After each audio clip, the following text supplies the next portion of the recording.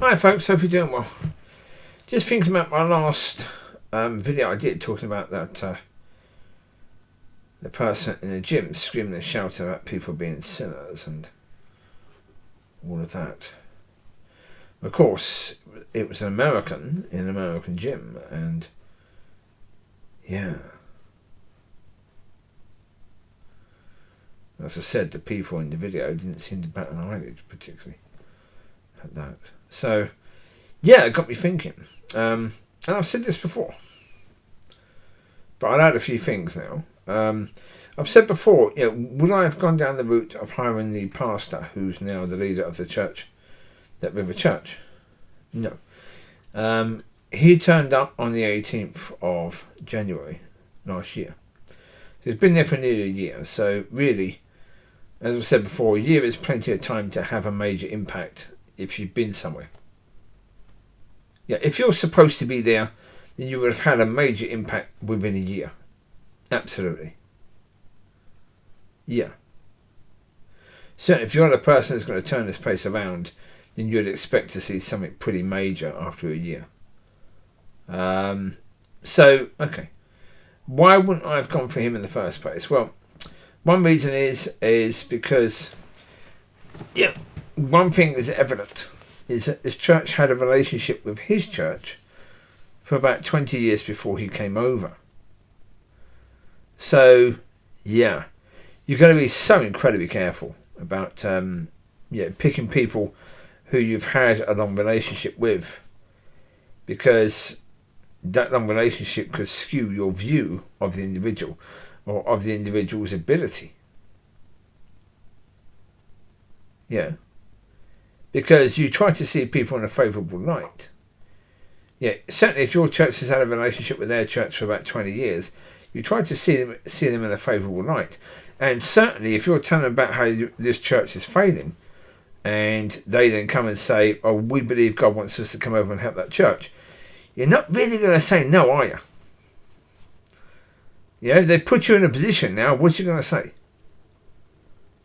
If they say, we believe that God is saying we should be coming over, if you're going to say, no, you're deluded, I don't believe that God would want you to come over, you're saying this to a church where you've been friends for 20 years? You wouldn't say it, would you? So if they're the wrong people, you've just basically had the wrong people coming over, and only because of the fact you've been friends with them for 20 years. No. Cut that out straight away. Don't even have that as a possibility. Just say, as soon as they say, well, we think that God may have said, say, well, actually, can you keep praying about this? Can you seek God on this even more? Because, I'm getting the impression here that we need to really, really, seek God on this, because this church is nearly dead. So the decisions we made in the past didn't work.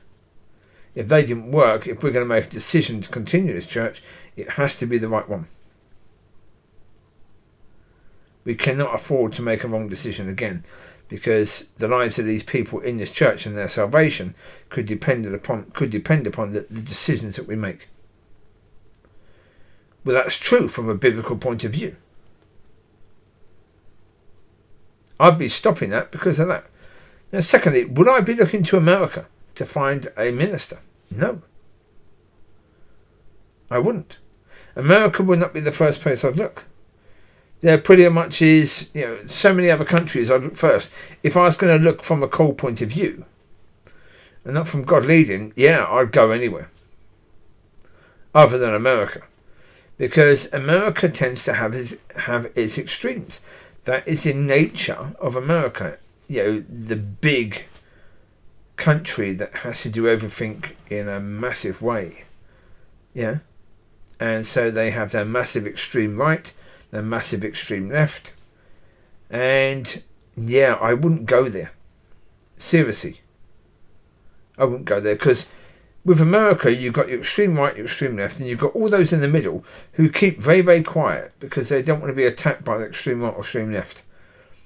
So, as a church, if you're in the middle and you're keeping very, very quiet, then that's out of fear. Do you want to take someone who's teaching their church in fear rather than faith? No. No, there are churches, obviously, who do speak out. But unless you've got someone from America who you know has gone into dying churches and turned them around, and where those churches are now amazingly successful, you wouldn't even consider it. But another reason why you wouldn't even consider it necessarily is because of the fact you're bringing someone from a whole different way of life.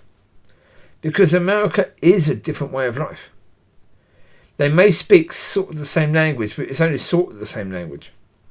They've Americanized it. Because they had to. They can't just speak the language, English, the Queen's English, simply because of the fact that, they're America. They have to do it their way. So with America always having to do it their way, I wouldn't look to America to find someone who would be willing to do things God's way. No. I wouldn't. There'd be other places I would look. But as I've said before, I'd be very, very aware of the fact that maybe God wants this church to fail. Maybe that's what God wants. Maybe God wants this church to fail. Because maybe out of the ashes of this church can be born something absolutely amazing, something beautiful. That could use the building and even some of the people from this church can be part of. That maybe through the death of this church we can get rid of the people that are responsible for this church being in this position.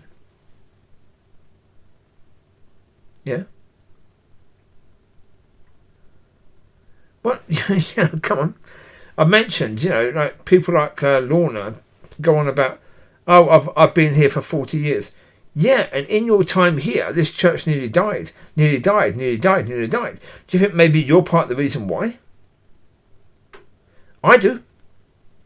I think that maybe you're part of the reason why.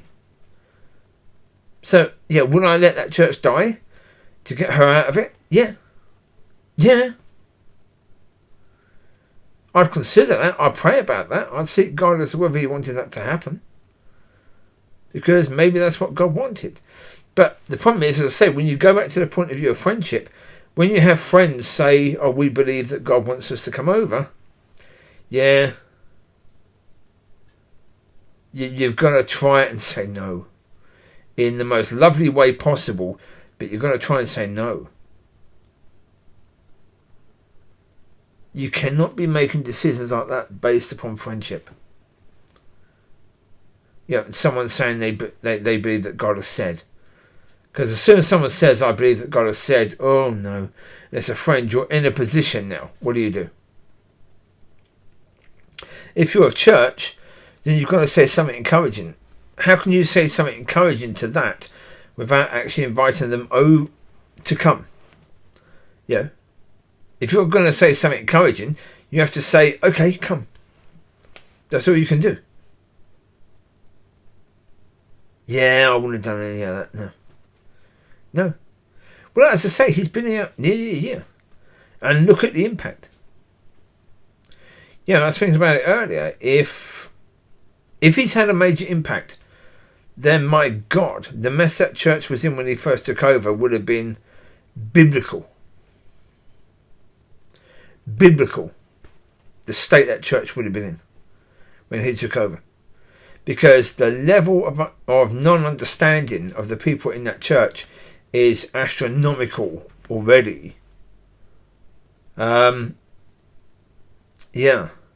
I say, they just had a worship conference where they finished it with two songs that you could easily claim are demonic. Because of the message in the song. 2 songs to end their worship conference. That's your impact.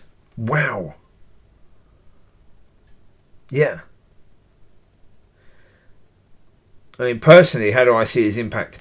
Well, he's someone who, as I've said, he won't teach about how to deal with offence because he hasn't got a clue how to deal with offence. So in today's time, when offence is a big issue and not being part of the cancel culture, how did he do? Terribly. Absolutely terribly. He banned someone from coming to church. Right? That's just awful. So when I say that they made a mistake, bringing Mr. and Mrs. Oakes here. These are the reasons why. I do believe they made a mistake, and I do believe it won't work out. And I think that's a sad thing for all concerned. So there you go. I'll leave you to it. You take care. God bless. Be a blessing and be blessed. Speak to you soon. Enjoy. Bye-bye.